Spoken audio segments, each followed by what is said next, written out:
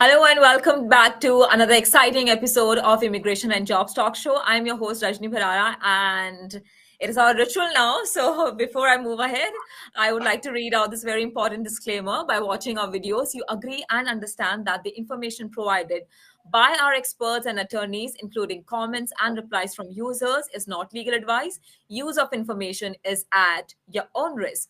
All right, after this very important disclaimer, welcome back everyone to Immigration and Jobs Talk Show. I'm your host Rajni Bharara, and today we continue our deep dive into a topic that resonates with a lot of students and their families. Scholarship success for students on dependent visas, specifically focusing on H4, F2, and L2 visas. In a previous episode, we covered a lot of ground discussing various types of scholarships available to students on dependent visas, key tips for finding them, and strategies to make your applications stand out. And if you haven't seen episode one, I highly recommend you to check it out to get a solid foundation. And today, in our episode two, we'll be continuing from where we left off. Yes, and we'll be addressing some more questions, pending questions, I would rather say, that many of you had, and also that I had that I wanted to ask from the guest. I'll let you know more about the guest, but in a while, and we'll dive deeper into the specific strategies, share more resources, and answer your burning questions. So now, let me again introduce you to our distinguished guest, someone who has been a beacon of hope and guidance for countless students. Joining us again is Jyotsna Ketar, affectionately known as Coach Jo. She's an independent educational consultant, college counselor, but her expertise and influence extend far beyond these titles. Coach Jo is a certified Tony Robbins life coach trained to help children identify their goals, overcome obstacles, and achieve their dreams. So now, without any further ado, let's welcome her to Immigration and Jobs Talk Show once again. So, Jo, welcome back. It's good to Thank have you you. back. Thank you for having me. It's wonderful. Love the energy on your show, Rajni. Thank you so much for your kind words, Joe. And to our lovely viewers, I would like to tell you that we are live on YouTube, LinkedIn, Facebook, Twitter, and the handle is Immigration Talk Show. So don't forget to subscribe to us. And if you have any question related to the topic that you would like to ask from Joe, so don't forget to post them in comments. We'll be glad to take them. And now, without any further ado, let's get the show started. And let me ask my very first question from Joe. So, Joe, last episode we spoke about how students can make their profile stand out, and what are those scholarships available for students on dependent visas, right? So, now today I would like to start the session by asking you about, can you share some examples of successful scholarship applications from students on dependent visas? I'm sure you must have had some really amazing students that you must have helped out. So if you can share, like, let's start with a few examples. Sure. I have three examples and I'm going to tell you all of them. Okay. So I had Sid. He's an amazing kid. And the way we built his profile was a specialization. Okay. So what colleges are looking for is not a cookie cutter candidate. Okay. You cannot have very common, generic extracurricular activities in your profile. Got it? So it's got to be the top 1%, or you have to do something that 99% of the students are not doing. Right. So let me start with Sid. Sid was very passionate about prosthetics in the underworld, underdeveloped countries. Right. He was very, very deeply impacted by the fact that a Jaipur foot in India costs a lot of money, and a lot of people cannot even afford it, or in the developing countries. So I was thinking how to solve the problem.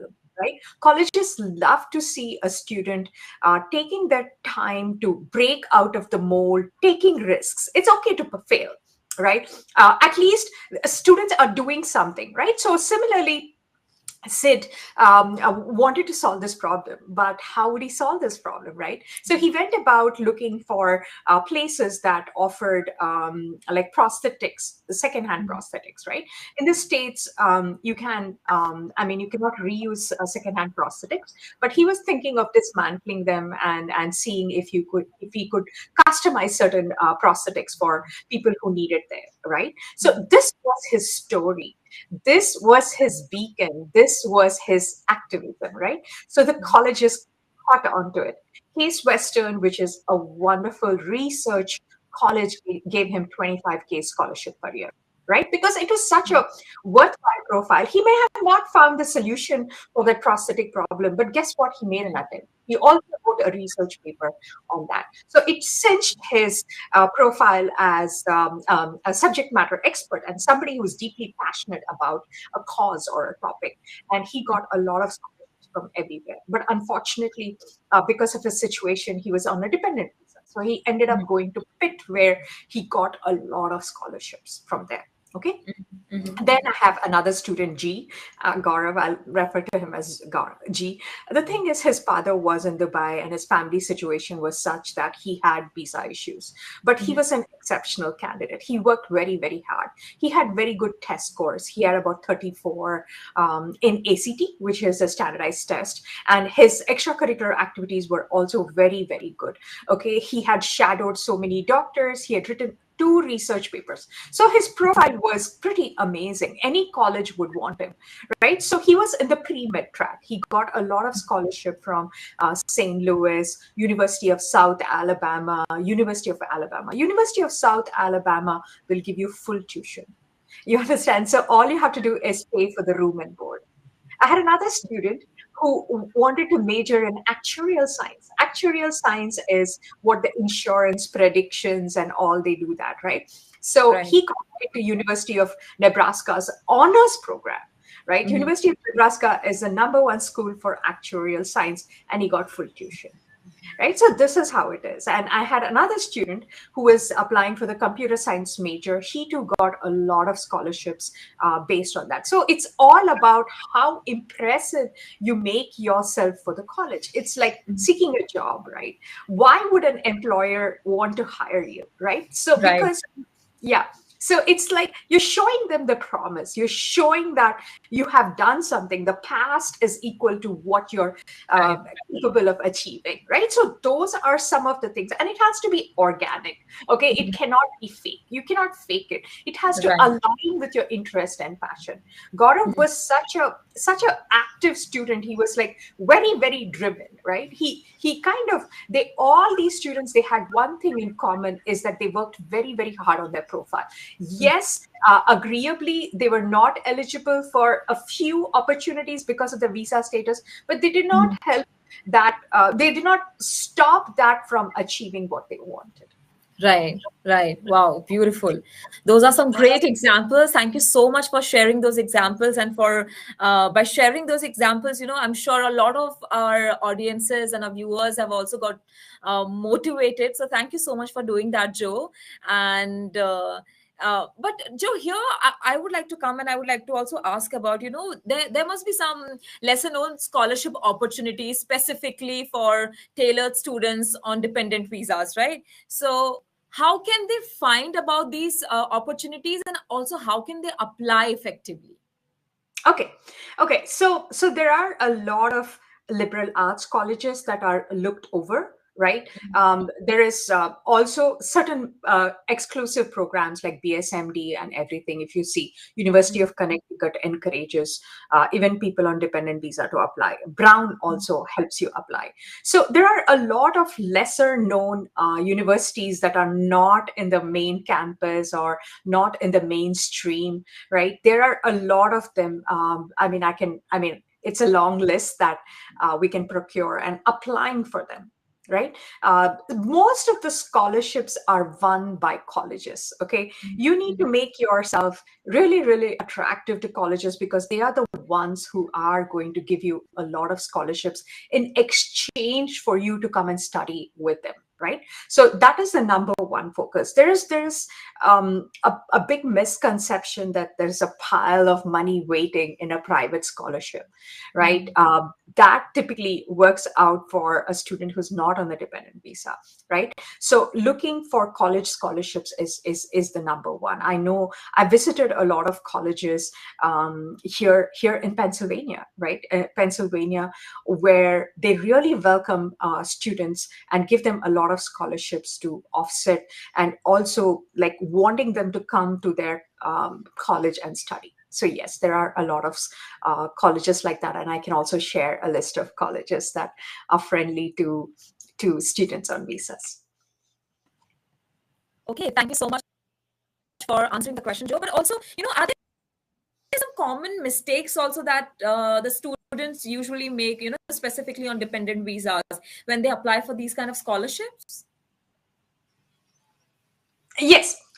So the kind of assumption is there that just because you let them know that you're on a dependent visa, or Mhm. you kind of say that you have financial hardship, it's a common expectation that colleges should automatically open up their financial aid for you. But that's not true, right? So you need to keep asking the question, what's in it for a college in hiring you? Why should they hire you? Answer that question, right? Make about 10 points. Why is it that a college should pick you? What is it that you have to offer? And Mhm. you kind of highlight those 10 points that you've written down. And trust me, it's about highlighting, right? Rather than telling colleges that, hey, give me this kind of money. You can Mhm. say that, hey, look at me, I have X, Y, and Z. Academics, I'm really, really ahead. Test scores, and look at the extracurricular activities. There were a few hardships, like the student G that I told you about. He had a lot of visa issues and hardships, right? That he spoke about in his application, but never Mhm. once did he say that, hey, I'm entitled to a pile of money, right?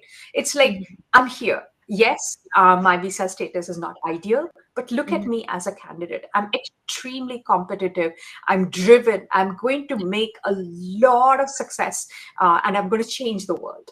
Right. And you, college, can be a part of me by giving me admission, or I'm going somewhere else. Right. So that's the story that you tell with confidence.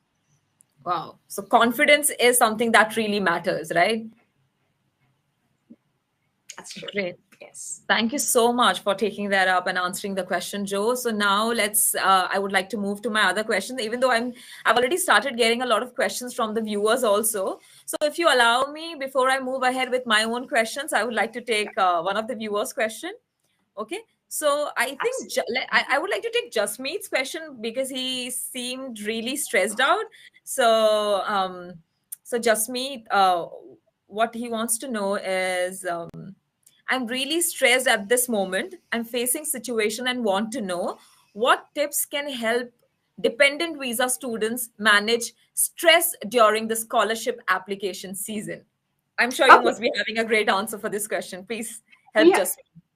Absolutely. So that, like, it's very easy for me to say, don't be stressed, right? Yeah. That's, I mean, yes, the question is, don't be stressed. But the thing is, how well are you going to, what are you going to talk in your college application, right? What is Mhm. your extracurricular activity?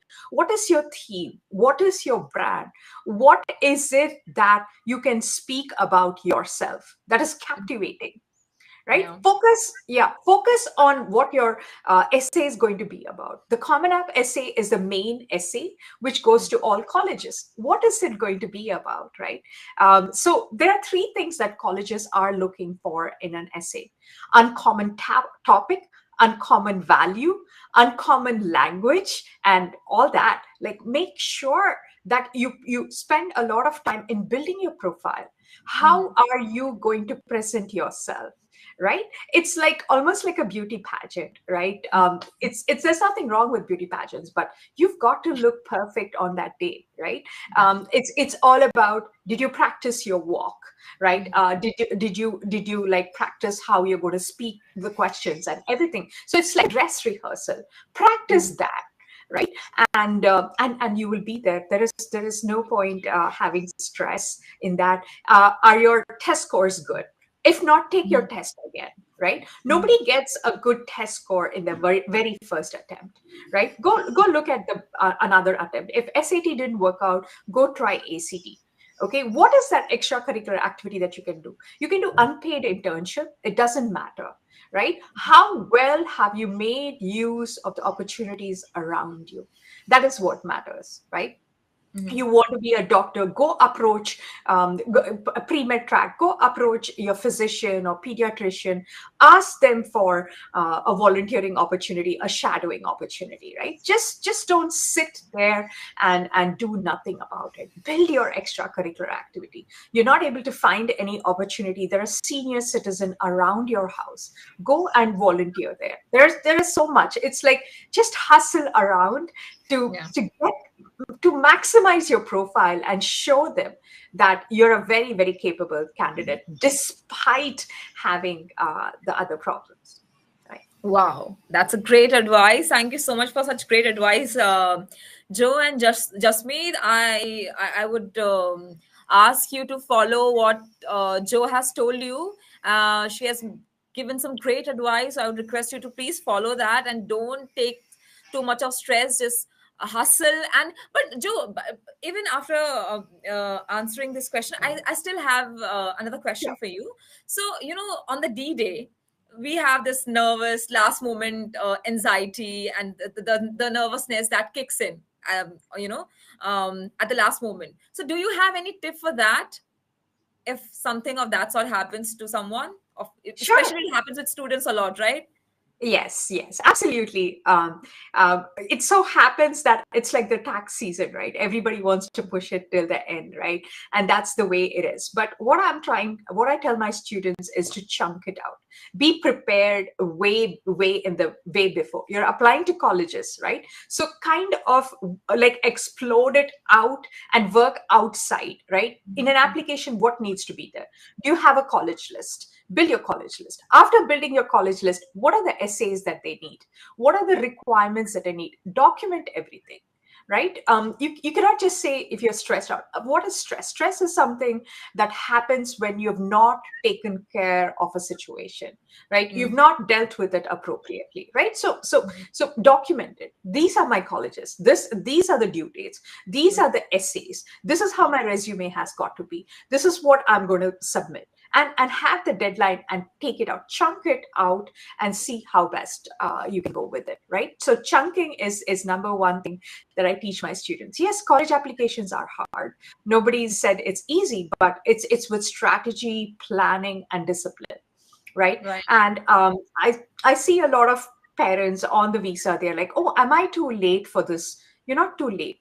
The problem is them making a decision and committing some to something is where I see an issue with dependent parents, right? It is Mm, like they can go on and on and on researching, but yeah. finally you got to make a decision as to where you want to be, right? So that's where I feel like they've gathered all the information, but putting it into use is what it is, right? Nobody's giving you an award for gathering the most information, or sort of knowing which scholarship is the best. You can Right. have all information, but how are you going to apply that to your child, right? Yeah. To And your do you have you also seen sometimes that because the parents they pressurize themselves so much and because they create so much confusion in their heads, because of which it also hampers the child and it also confuses the child and pressurizes the child more. Have you seen Yes. situations like that? Yes, yes, absolutely. Because for me and my team, the easiest place to work is with students, right? Because they are sponges, right? Yeah. You give them anything, they will take it. They are like fertile soil, right? You're putting seeds into the fertile soil.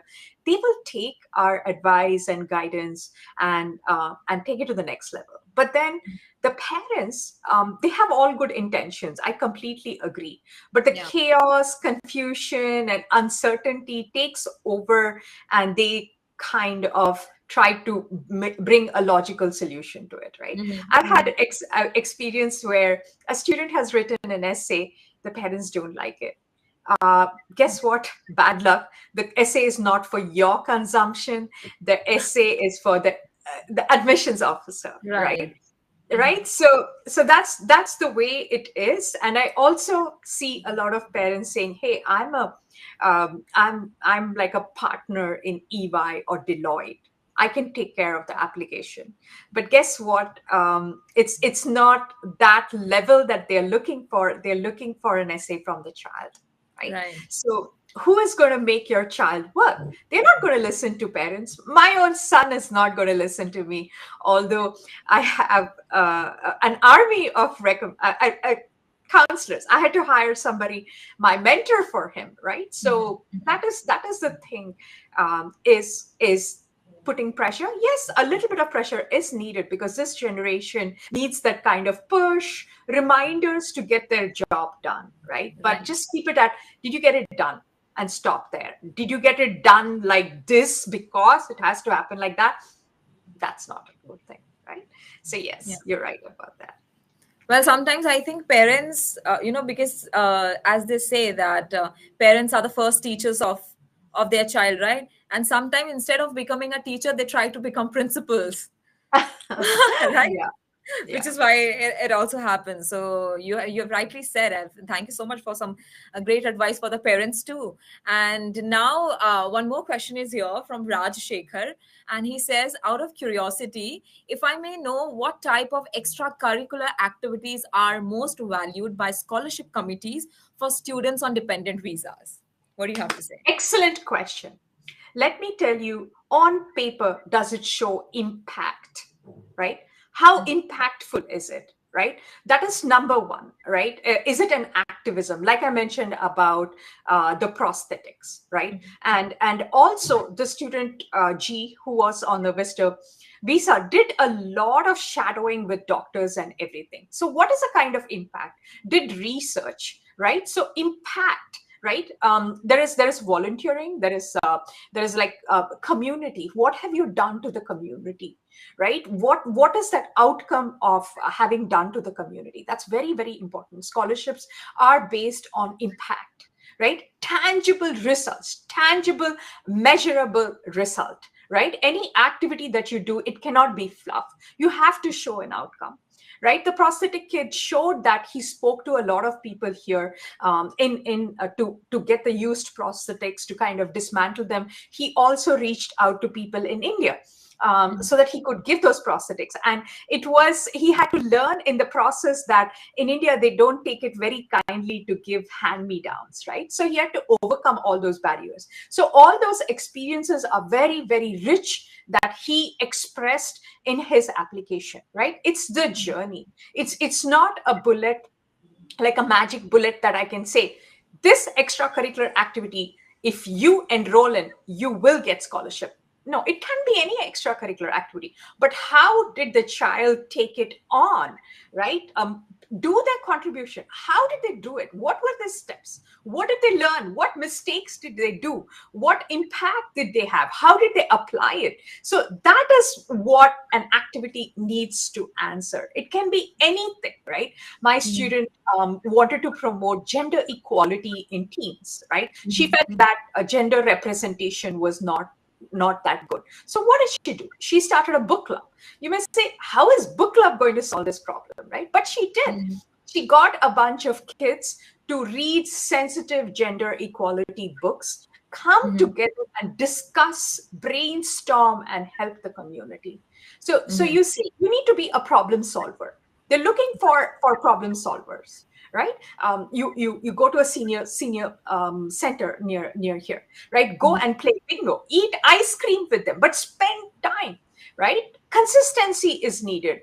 How consistently have you been doing it, right? What is the underlying cause behind it, right? So all these are very, very important in scholarships. Impact, community effort, boom, you have it.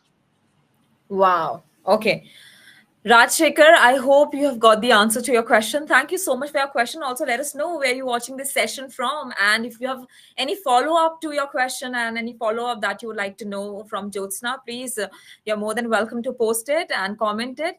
And meanwhile, let's take another question. So we are still getting questions from the viewers. I would like to take them, Joe, but before I move into them, I have my own question for you. So this is also a very important question. So should colleges and universities offer specialized scholarship programs exclusively for students on dependent visas, or does this create unfair advantage or disadvantages? Okay, so I don't think it's ever going to be like this, where the colleges look get scholarships for dependent visa, right? So you have affirmative action and everything, which was the lawsuit where the racial discrimination, everything happened and it was removed. So it's highly unlikely that you want to. I mean, if they should have a specialized program for dependent visa, right? So it's against it's not very impartial, in my opinion. I could be entirely wrong. I'm not a legal person, but in my point of view, in terms of education, it should be based on merit. Why should it be based on your visa condition, right? If you're an exceptionally good candidate, they are offering you scholarships, and that's how it should be. It should be it's two kinds of scholarships are available in the United States. One is financial aid, another is merit. Financial aid is in the event your income is below the level that they have preferred, then they give you financial aid. And merit aid is based on how good a candidate that you are, right? So considering that, it's almost unlikely that a college will have a specialized scholarship program for a dependent visa. It's kind of highly unlikely, but I may be wrong. Okay, all right. Thank you so much for answering the question, though. And but Joe, also, I mean, you are a college counselor, right? So, as a college counselor, if let's suppose if they are offering the specialized scholarship, so how can do you have any suggestions for how can these institutions offer? I mean, ensure fairness in these scholarship programs if they're Okay, offering. yeah. So usually, what happens is it's all in the application, right? So it's out in the open, and everybody can apply. Like what Yeah. they do is typically there is this portal which is Common App. That is where a student, as soon as they open the Common App application, they have to put their geography, the where they have been born, and their visa status and everything, right? So they put their alien number, for example, on the dependent visa, then the whole application tailors to them. It changes, right? It, as against a student who's on a green card or a citizen, they will only be able to see whatever is available for them, right? And if any specialized programs pop up, I make my students apply, right? Colleges do have honors programs and all that, right? And it'll come out. If there's a scholarship, there'll be a scholarship essay, right? It'll tell you very, very clearly. I was just helping my student previously with her college list, and we were putting everything in the Common App, and we saw University of Toledo. So University of Toledo offers three different kinds of scholarships. Get it? So we download them, we look at that prompt, we write essays, and we submit it. So it is very, very fair, the whole process that is there. There's also a scholarship committee that is committed to picking students. So that's a very, very transparent process that is there. And being a counselor, I've been invited to be part of it, but I've not had that kind of bandwidth to be on a scholarship committee to look over so many applications. So I've not done that, but it's a very, very fair way of picking, right? And I'll tell you the formula that is there. It's all in your profile. They want to see, you need to ask the question, why you deserve the money. And why you deserve the money, not because of your dependent status, but how you're going to use to make an impact, to contribute to something, right? So this is how it is. My student was in taekwondo. She did a lot of things, and when she was applying to the Boston University, they have a scholarship that is there. And the question was, what would you do with that money? So she said that she really cares about self-defense and women to be safe in the college campus. So she was going to use that money to create a learning management portal where she could create those videos and show Mhm. it to them, have online classes and everything. You see this clarity into which how the student is going to spend that Mhm. money, right? So that is how it's won, right? So that's all about it. Focus on how you can contribute. What is it that you've done, right? Mhm. Leadership also is not all about how successful you've Mhm. been.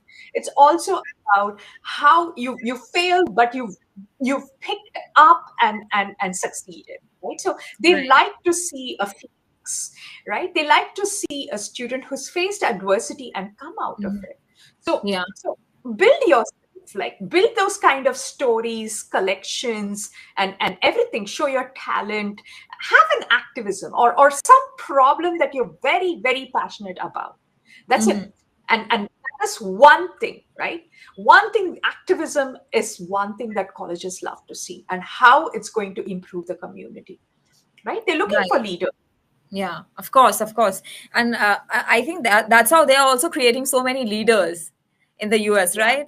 And I mean, that's a great thing. And also, I think students, if the colleges see that the students are able to maybe bring a change in the society or in the world, or at least they are seeing that initiative from the students and the interest from the student side. So uh, that is also how they are picking up the students, right? By checking the interest, by right. So thank you so much for answering the question, Joe. And we have a great episode going on this very important and interesting topic: scholarship success for students on dependent visas, specifically focusing on H4, F2, and L2 visas. And the next question that I have for you is a bit controversial. I would like to read out the question. So the question is it fair for students on dependent visas to receive scholarships funded by taxpayers' money, considering they may not contribute directly to the tax system? Because as because they are on dependent visas, right? So this is a bit controversial question. I would like to get an answer from you for this question, but before I get an answer from you, I would like to go for a short break and keep the audiences waiting. And because I'm sure that similar to the question, the answer is also going to be very interesting. And I would like to ask the audiences to wait for a bit to get an answer to this question. So, guys, we will be taking your question and we will also get an answer to this question from Joe. But let's go for a short break. And before we go on a break, I would like to also ask you to get in touch with Joe if you're looking to get in touch with her, or if you want any help regarding scholarships. So you can get in touch with Jyotsna Kether. Her details are mentioned here, displayed on the screen. You can give her a call at +1 866 618 9640. Her email is info@giftedgabber.com. Her website is www.giftedgabber.com. So you can write to her, you can visit her website, you can give her a call or WhatsApp her. She'll be there to help you out. And if you are looking for a project placement, you can reach out to me on my number, which is +1 732 707 9151. You can also email me on my email ID, which is rajni@higherightpeople.com. And you can also visit our website, which is www.higherightpeople.com. Remember, we also sponsor H1B visas and other work visas based on job availability and regulations. And we have an interesting show going on. So don't go anywhere. Stay tuned with Immigration and Jobs Talk Show. We'll be back in after the break. An IT consultant seeking a new opportunity? We offer job placement services for US citizens, green cards, EADs, and visa holders. We also sponsor various work visas like H1B, E3, TN, and green cards. 20 plus years of experience in the industry. Exceptional employee benefits. Highly rated by our employees. Global presence with 200 plus recruiters and direct clients. Connect with us. Call us on the number 732-707-9151 or mail us at rajni@higherightpeople.com or visit our website www.higherightpeople.com.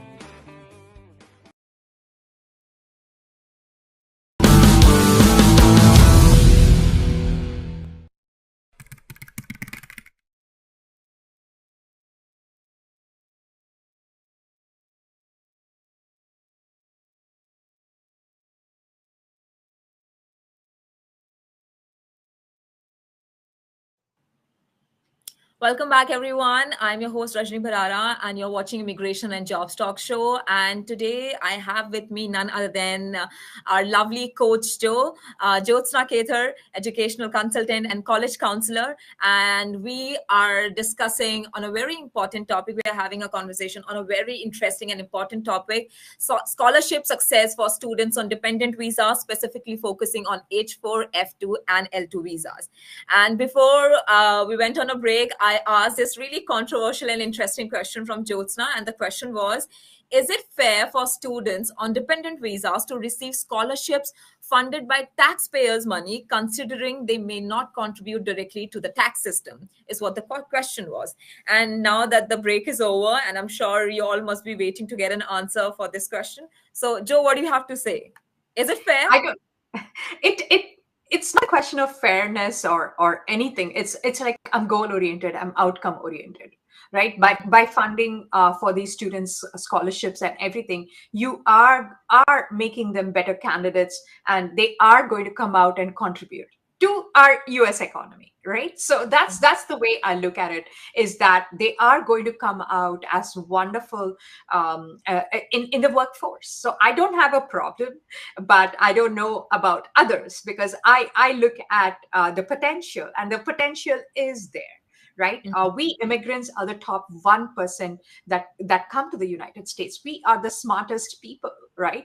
And our kids have hit the genetic jackpot. They are offsprings of us, Yeah. right? And it's going to come into the ecosystem to make our thing more powerful, right? So that's what it is. But you should also consider unemployment and everything in the United States, right? Yeah. Yeah. So it's a very complicated topic to discuss, but if it were me, I wouldn't have a problem, because it's coming back to our own ecosystem of economy and contribution by the immigrants, right? Yes. Right. I mean, people can have different viewpoints on this question, right? Because to each to its own. And like you said, I mean, if it is benefiting the ecosystem, if it is benefiting the US economy, so why not, right? So ultimately, it's all about the potential of the student. If the student is so good and so talented, so ultimately, I mean, it will give back to the economy, right? Right. And I'm also thinking there are so many colleges which have the facility, but they're not doing well because they don't have the quality candidates, right? So yes, if a scholarship is built to a remote place, right, a remote place where hardly anybody goes, right? Like for example, the if you see the cosmopolitan, the metropolitan places are the colleges that get filled up. The east and the west coast get filled up. What about our central, right? So I don't mind a whole scholarship system created, so that a lot of colleges and schools in the United States will be benefited by the influx of these wonderfully talented, fresh minds, right? So definitely I'm for it. Right. And as we can see, a lot of successful people in the US who are contributing to the economy are immigrants. Right. Yes. We have so many examples that we can name, but let's not get more into this particular question. Maybe let's take more our viewers' question, because they are also waiting to get an answer from you. So thank you so much for taking this controversial and a bit of a spicy question. Thank you so much for doing that, Joe. But let's quickly take, okay, so Raj Shekhar is back. He says, thank you. Thank you so much, Raj Shekhar, for asking the question.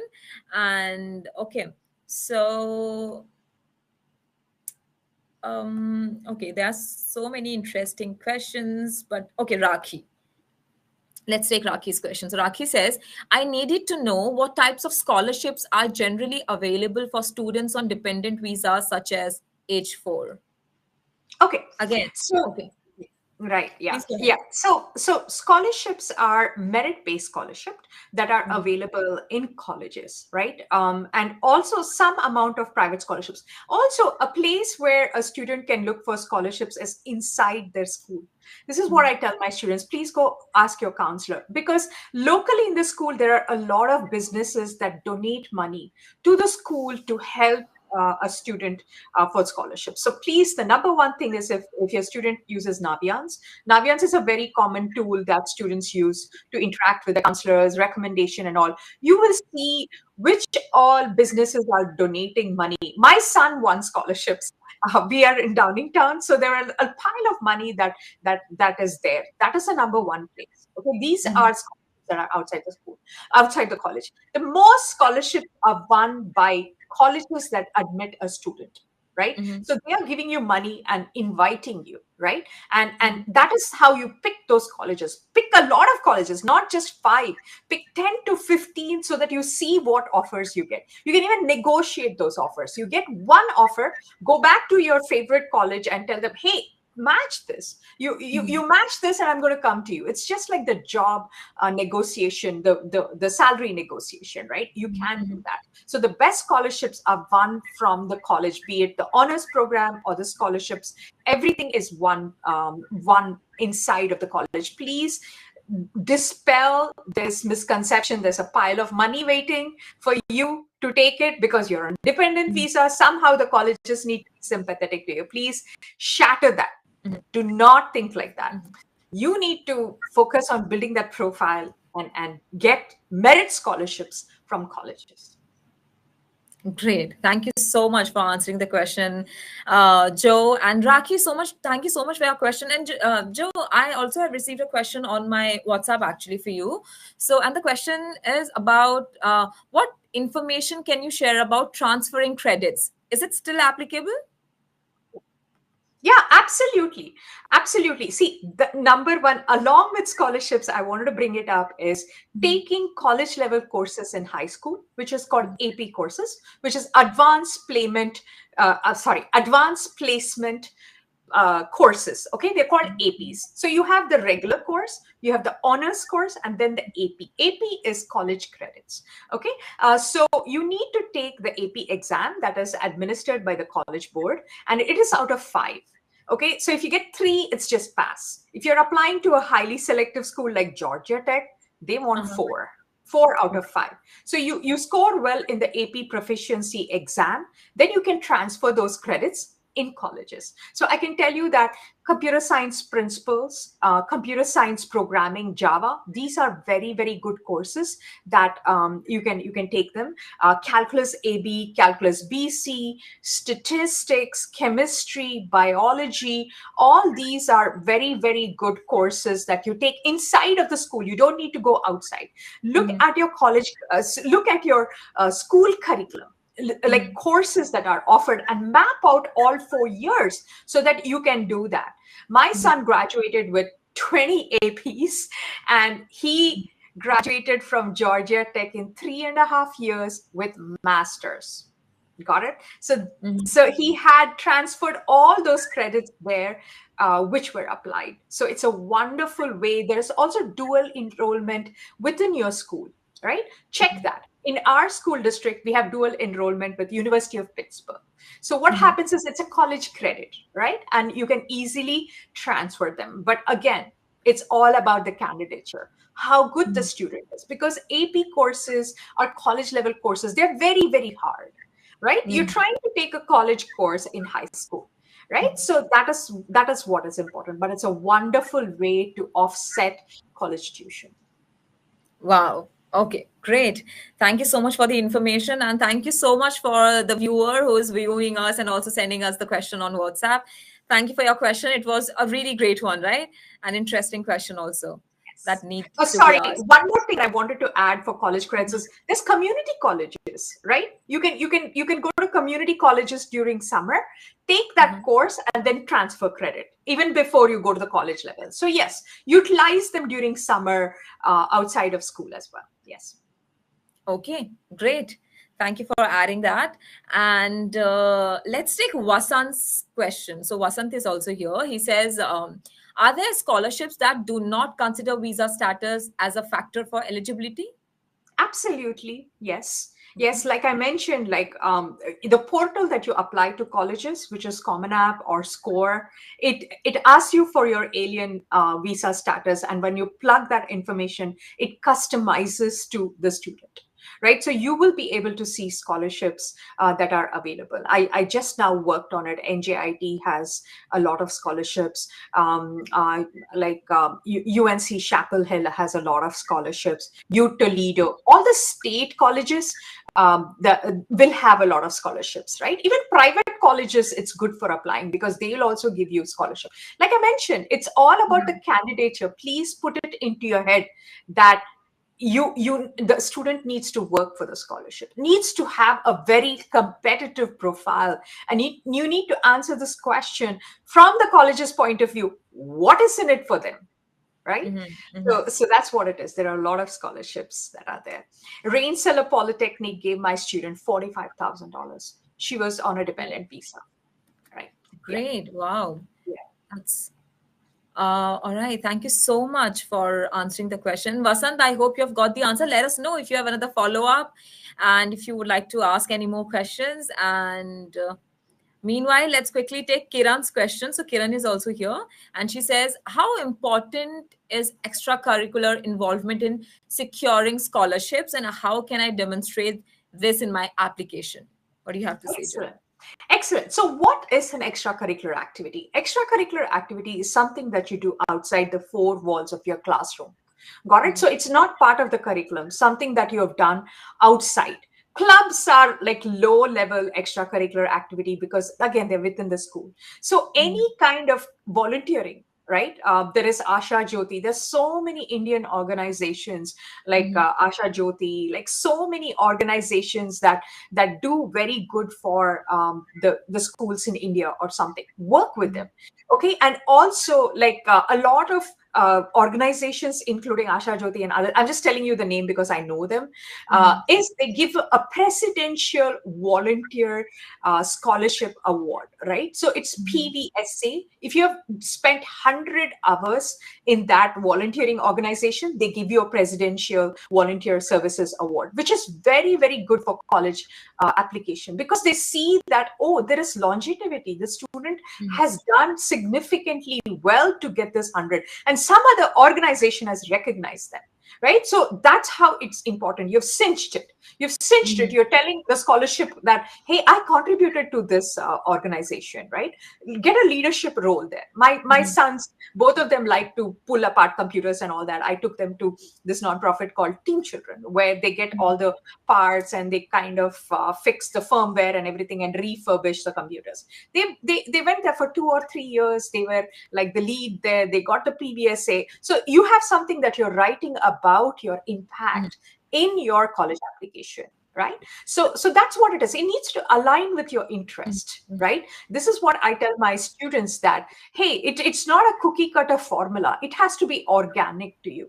So figure out what is your strength, weakness, and your values. What do you stand for? Right? And based on that, pick an activity, not the reverse. Oh, this activity looks very good, I should take it and be miserable. No. Right? So that's how it is. It's got to be organic. Right? Yeah, I was just building a profile of my student Olivia, where she's very interested in skincare in swimmers. Okay, because she teaches the the underprivileged swimming and also mentally disabled autistic kids swimming and all that stuff. So she's writing blogs about it. She cares about skincare, how chlorine affects the skin. See how specific it is. It's got to be very specific, and yet she's very passionate about it. So she has a whole website that she has developed. She's writing blogs. She's going to get experts to interview. So you see, this child is trying to do something. So there is tangible results, right? So that is how it's got to be with any activity that you do. Wow. That's so, I mean, who could think of skincare for swimmers, right? Wow, that's really amazing and also interesting at the same time. So thank you so much for helping Kiran with such a great answer. And also, I've got another question on my WhatsApp for you, Joe. And the question says, you had mentioned activism. How do you define activism? Will a political activity affect my visa process or hamper my scholarship if I'm already enrolled in a college or university like Harvard or MIT? Okay, so when I say activism, it's not the political, it's not the only thing. It's not the Palestine or the Israel. No. Yeah. When I talk about activism, it's sustainability. That is like it's kind of an activism, right? So Mm, so activism is anything that you stand up for, gender equality or anything. And yes, you have to be very politically correct when it comes to activism because you don't know whether your admissions officer is a liberal or a Democrat. So it's got to be very, very neutral. There are mm, some topics that are off, like do not write about abortion, do not write about sex, do not write about drugs, and all that, right? So keep it neutral. Right. mm, And when I meant activism, it is a lot of things, policy change, environmental change, like right. sustainability, right? So all those kind of neutral which you're not going to kind of segregate or Mm, anything, right? So play it mhm, very, very neutral when it comes to activism. Activism is nothing but you're standing for something, right? mhm, mhm, Standing for something, but don't politicize it. Don't use the current topic, right? mhm, When a situation when the Roe versus Wade was removed, my mhm, student was very, very passionate about it, and she wrote a whole essay about that. And I had to go back to her and I said, "I'm sorry, it's too polarizing. Yes, it's your point of view, but a mhm, college application is not the place to vent out. So please remember that." And we went. It was hard to convince her, but we sort of wrote a neutrally acceptable essay, and mhm. she got a lot of scholarships. So yes, please play it politically correct and don't polarize anybody. And also, I want to warn students: please do not post anything on social media that is polarizing, because they can see that they will rescind your application if you've Mhm. posted something or responded to something. I had a student who responded harshly against a woman on social media. No, you've got to be very, very cautious about your social media presence. So yes. Wow. Okay. So being politically correct, and also you have to be aligned with your country's laws too, right? Yes. Yeah. So that also matters a lot. So keep all these things in mind, students. And thank you so much for the question. This was again a great question. Thank you so much for that. Let's quickly take Nandini's question. So Nandini wants to know, what tips do you have for obtaining strong recommendation letters for scholarship applications? Excellent. That's a great question. Recommendations are two kinds: in school and out of school. Okay, in school there is counselor recommendation and teacher recommendation. So the counselor recommendation, which your counselor gives, comparing you to the whole school, right? They Mhm, want to see your personality, mhm, your academics, and your extracurricular activities. mhm, Teacher recommendation, on the other hand, is the performance of a student within the classroom. mhm, Again, there are 13 qualities that they measure, the teacher recommendation, right? So it's the class contribution. Have you shown leadership? How mhm, well have you participated in the school discussion?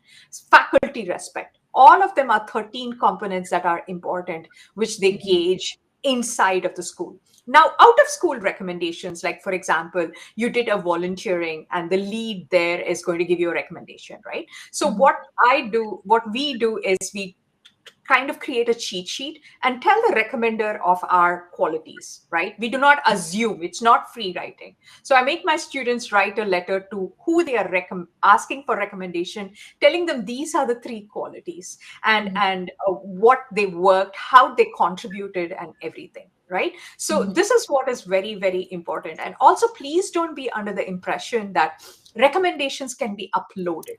You think like you can get a letter from somebody and upload it. It's not like that. All recommendations are blind.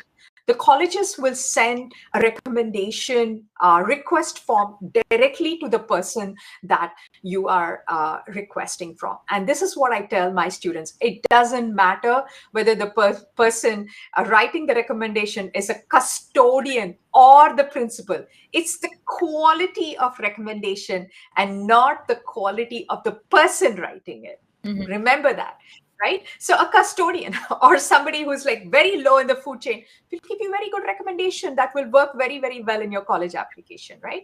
I've had students who are like, "Oh, you know what? I shadowed under this cardiologist. I'm going to go get a recommendation from them." I'm like, excuse me, do you have the doctor's email? No. Do you think the doctor will take 20 minutes to write a recommendation? Because the questions are long. I've written recommendations. It takes 20 minutes and you have to remember everything about the student. Will the doctor do that? He's like, no. Then I said, that candidate is not a good recommender for you. Find Mm, somebody who will take that time to write it. So please dispel this misconception that, oh, I'm going to get a letter and upload it. No, all recommendations are blind, meaning you cannot see them. mhm. Got it? It has to be confidential or they will not accept it. Right. So Okay. build an extremely good relationship with the person you're going to ask for recommendation. And also you do not demand for a recommendation, you earn it.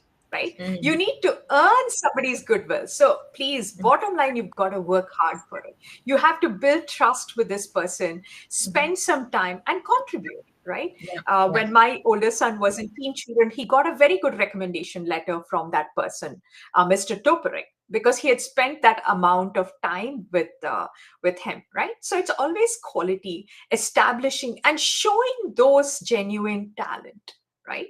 If you've expressed them, then it will show up in your letter. Wow. Oh, thank you so much for answering the question, Joe. And Nandini, thank you again for asking the question. It was, again, an important question. Thank you so much for asking it. Let us know if you have another question that you would like to ask. But I think we have last 2 minutes to go. So let me just quickly take Bhargav's question also. He has a lot of questions, I think two parts. So he says, Bhargav Ram Prasad, he says, hi, my qualification is diploma in electronics and communication engineering. And I want to start bachelor's here. Can you guide me where I can get a good college and scholarship info? And then he also says, hi, I'm on H4 electronics. Okay, I think same will help. Okay, and where can I get the college and scholarship info? Yeah, if you can, please. Okay, the first college you apply to is Rensselaer Polytechnic. Okay, Mm, so yes, so it again belongs to the geographical region, right? You mhm, have Rochester, the upstate New York colleges are very, very good. They offer a lot of scholarship. Also, like if you have diploma in electronics and communication engineering, then go and start speaking to the colleges where you can transfer some credits from your diploma. That is number one. That is how you're going to like see what is going to cost, and then apply to the colleges and see, right? Without first just apply to 10 different places, right? mhm, So electronics means there is Penn. I live in Pennsylvania. Penn, NJIT, Rutgers, Stevens, this is New Jersey, Virginia Tech is there, University of Maryland is there, Georgia Tech is there, Rensselaer Polytechnic, UIUC. If you are in the Chicago area, UIUC is very good. University of Michigan is there. There are a lot of wonderful. Um, um, I can build a whole college list for you. Right? They all give very good scholarships, and Rensselaer Polytechnic will give you Rensselaer, Rochester Institute of Technology. All these are upstate. Syracuse University, mhm. Fordham, SUNY, anywhere. It depends on the region that you're in, right? We can build a wonderful college list and get you in, right? You can transfer the credits. That's number one. And also you'll get a lot of scholarships. Wow. So, or you can, Bhargav, I would request you to directly get in touch with Joe. Her contact details are, scrolling down. You can give her a call at +1 866 618 9640. You can also write to her. Her email ID is info@giftedgabber.com, and her website is www.giftedgabber.com. So, get in touch with Jyotsna and she'll be able to help you more with regarding your situation and regarding your question, right, Joe? Yes. And personally, I studied in NJIT, right? I came Mhm. on my H4 visa, right? I studied in NJIT. I went to the Middlesex County College, did a few credits, transferred over to the master's, and that's how I studied. Right. So please, the opportunities are endless. It depends on where you are. Apply and see where you get. There are wonderful colleges waiting for you to get in. Great. Thank you so much.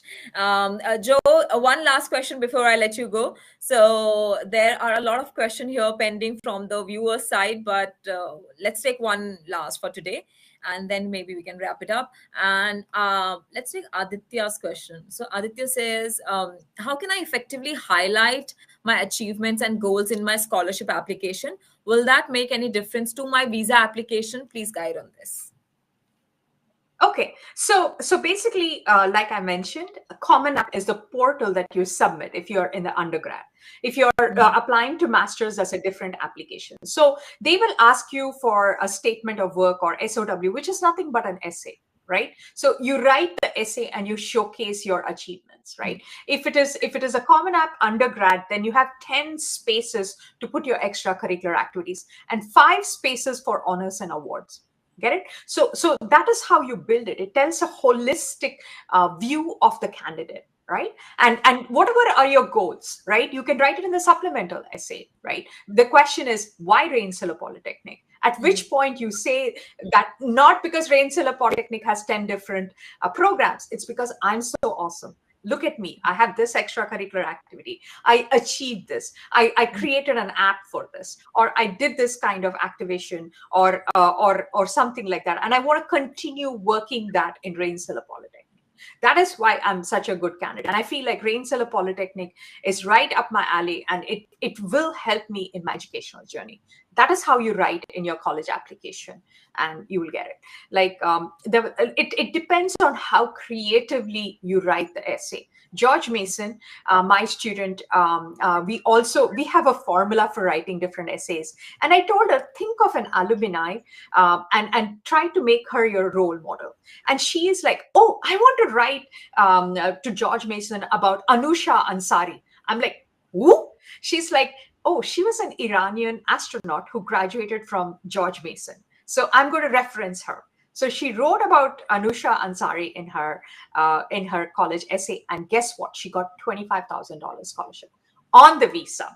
Got it? Wow. So that is how you write different. Yes, very, very creatively. Spend your time in writing those essays. That is the cincher. Right? Supplemental essays, scholarship essays are the ones that win you money. And that's where I feel like students need a lot of guidance. They're just rushing through it. The grammar is not good. The kind of vocabulary, strong vocabulary, very, very important. Right. All right. Thank you so much for answering the question, Joe. Again, it was a great episode. Bhargav is back and he says, thank you, Joe. Thank you so much, Bhargav, for your amazing question. And yes, like I said, you can directly get in touch with Joe also if you need more help on your situation. And again, Joe, it was a great episode. We had some really fun and great, interesting questions from the audiences this time. Last time, we mostly had for immigrant. They thought that maybe we are having an immigration attorney, but this time, then they know that you are here and you are our educational consultant and college counselor and ADHD coach, right? So thank you so much for such great episode, for such great answer, and looking forward to having you back for another episode on another topic. Yeah, thank you so much, Rajni. It's always a pleasure. You guys do wonderful on this talk show, contributing so much to people on a Vista visa, right? You don't have to do that, but yet you're taking the time and effort. The whole thing is so organized, and it's such a pleasure to be here. Love the commitment, and kudos to you guys. Thank you so much for your kind words, Joe. Really means a lot. And I can't wait for our next episode. We'll be discussing the topic and checking your availability. We'll schedule another show. So, guys, stay tuned. We are going to have one more show with Joe. Let's see when we can do that, when Joe is available. But, we'll be looking forward to it. And if you want to get in touch with, I would like to, remind everyone that if you have any specific questions or you need any personalized guidance, so you can directly get in touch with our wonderful Jyotsna Kether. She's also known as Coach Joe, as you already know by now. So you can give her a call at +1 866 618 9640. And her email is info@giftedgabber.com. And you can also visit her website, which is www.giftedgabber.com. And if you're looking for a project placement or visa sponsorship, you can reach out to me on my number, which is +1 732 707 9151. My email is rajni@higherITpeople.com, and our website is www.higherITpeople.com. So you can check that out. And remember, we sponsor H-1B visas and other work visas based on job availability and regulations. And before we sign off, here's a quick reminder, and to our wonderful viewers, thank you so much for tuning in into this session 2, episode 2 of our series on scholarship success for students on dependent visas. We hope you found this episode also helpful and also inspiring. So I hope you're enjoying our content, and make sure to hit that subscribe button. By subscribing, you'll never miss an update from Immigration and Jobs Talk Show. We bring you the latest news, tips, and expert advice on immigration and job opportunities. And you already know by now that your subscription helps us continue to provide valuable content for you. So don't forget to like, share this video with your family, friends, and anyone who you know would benefit this by watching this. So if you have any questions, drop them in the comments below. Our experts will reply for free. And if you have any question to Jyotsna, you can directly get in touch with her. You already have her details by now. And thank you so much again for watching. I am Rajni Bharara signing off for now. You guys stay tuned with Immigration and Jobs Talk Show. We'll see you very soon with another episode. But for now, I'll have to take your leave. You guys keep watching and keep subscribing to Immigration and Jobs Talk Show. Bye for now.